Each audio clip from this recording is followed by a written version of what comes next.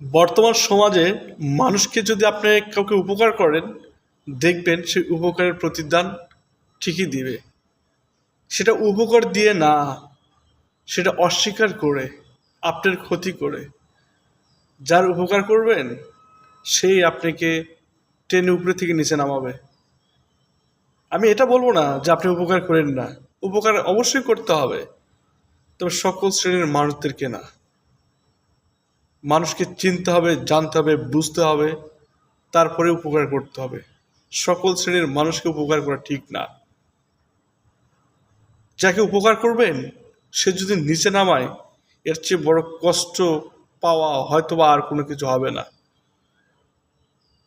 আমি খুবই ভালোবাসলাম আমার বন্ধুকে, খুবই স্নেহ, মায়া, মমতা, এক কথায় গুড বন্ডিং, অনেক ভালো সুসম্পর্ক আমার বন্ধুর সাথে আমার।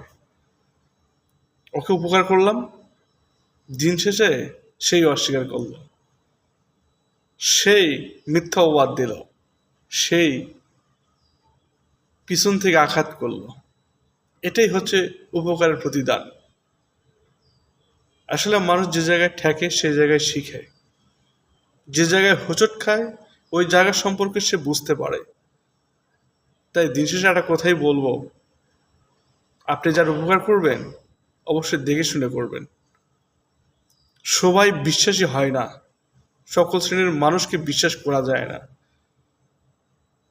তাই বিশ্বাসী মানুষের উপকার করাটাই শ্রেয় বলে আমি মনে করি।